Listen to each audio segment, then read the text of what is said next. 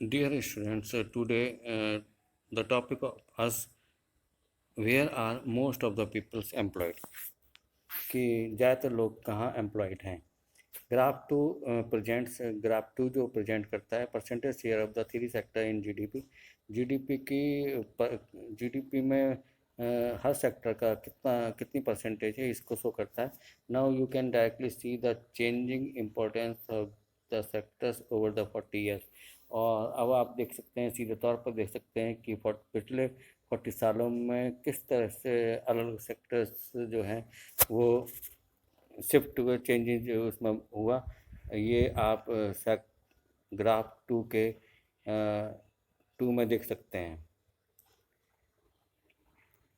इसमें आप ये देख रहे हैं कि जो 1973 के मुकाबले 2013 और 2014 में जो चेंजेज हुए हैं वो आप इस ग्राफ के माध्यम से देख सकते हैं कि जीडीपी में हर सेक्टर का कितना कंट्रीब्यूशन है।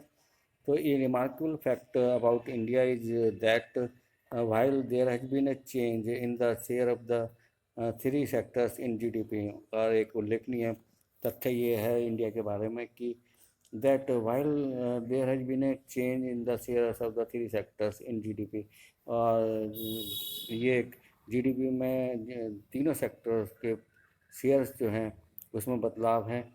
A similar shift has not taken place in employment, लेकिन अगर हम एम्प्लॉयमेंट की बात करें तो वो सिमिलर शिफ्ट सेक्टर्स में नहीं है। Graph 3 shows the share of the employment in the three sector, और ग्राफ 3 जो है वो ये दिखाता है कि हर सेक्टर्स में शेयर ऑफ एम्प्लॉयमेंट कितना है। 72 और 1972, 73 और 2011 एंड 12 में the primary sector continued to be the largest employers even now. और आप देख रहे हैं कि जो प्राइमरी सेक्टर्स है उसमें लगातार ये लार्जेस्ट एम्प्लॉयर्स अभी तक बना हुआ है। Y didn't A similar shift out of the primary sectors happen in case of the employment के मामले में दूसरे सेक्टर में जो है वो शिफ्ट क्यों नहीं हुआ। Y didn't A similar shift out of the primary sector happen in case of the employment के मामले में जो सिमिलर शिफ्ट है वो दूसरे सेक्टर में क्यों नहीं हुआ। It is because not enough jobs were created in the secondary and tertiary sector. ये इस कारण से कि क्योंकि सेकेंडरी और टर्सरी सेक्टर्स में ज़्यादा जॉब का क्रिएशन नहीं हुआ। Even though industrial output or the productions of the goods went up more than 9 times, हालांकि जो इंडस्ट्रियल आउटपुट्स है और प्रोडक्शन ऑफ गुड्स है वो 9 टाइम्स ज़्यादा हुई है during the periods, इस पीरियड में। Employment in the industries went up by around 3 times, और जो इंडस्ट्रीज में रोज़गार है वो 3 टाइम्स से बड़ा है। The same applies to the tertiary sectors as well, और टर्सरी सेक्टर में भी यही अप्लाई होता है। While production in the service sector rose by 14 times, जबकि प्रोडक्शन जो है वो सर्विस सेक्टर्स में वो 14 टाइम्स बढ़ा है। लेकिन अगर हम एम्प्लॉयमेंट की बात करें तो employment in the service sectors rose around 5 times, लेकिन सर्विस सेक्टर में जो रोज़गार बढ़ा है वो मात्र 5 गुना बढ़ा है। As a result more than half of the workers, इस रिजल्ट से ज़्यादातर half of the worker in the country, हमारे देश में, are working in the primary sector, इसलिए जो है वो हमारे प्राइमरी सेक्टर्स में काम कर रहे हैं।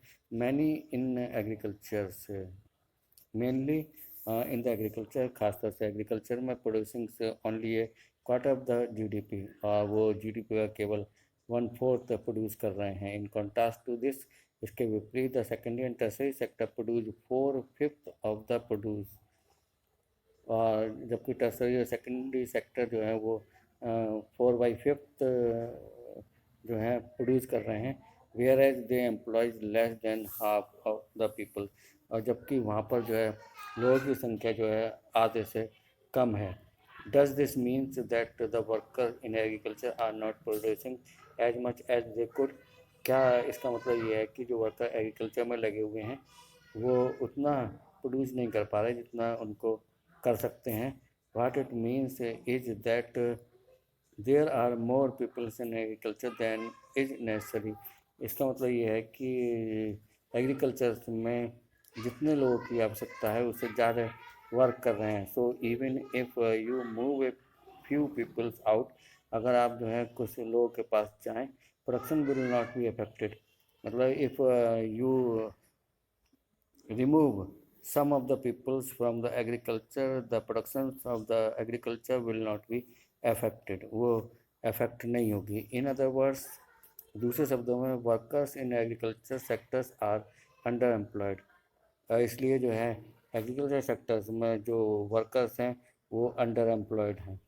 For instance take the case of a small farmer. कुछ समय के लिए जो हम केस ले लेते हैं लक्ष्मी का। Lakshmi owing about 3 hectare of unirrigated land.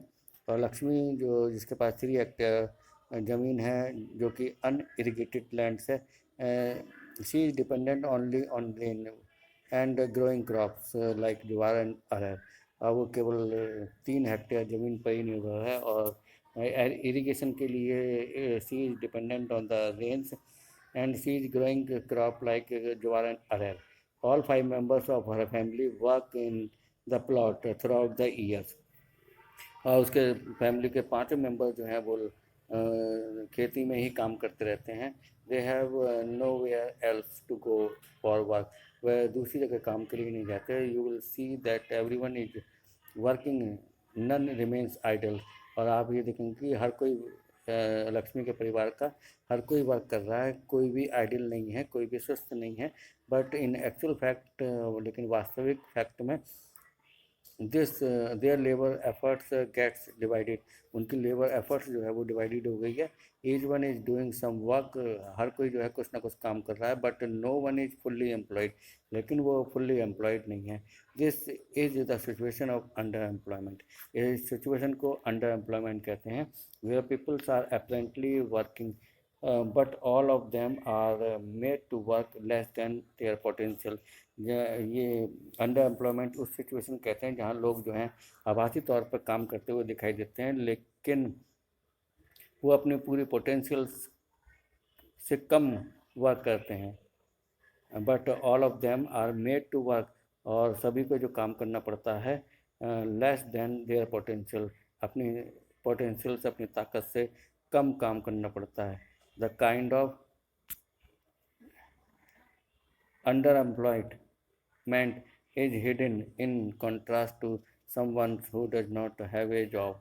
और ये अंडर एम्प्लॉयमेंट जो है वो इसके विपरीत जो है who does not have a job, जो जिसके पास जॉब नहीं है, and is clearly visible as unemployed, और जो पूरी तरह से अनएम्प्लॉयड दिखाई देता है। Hence it is also called the disguise unemployment. और इसीलिए इसको जो है हिडन अनएम्प्लॉयमेंट या disguised unemployment भी कहते हैं। if we pull out some of the workers from agriculture, the production of agriculture will not be affected।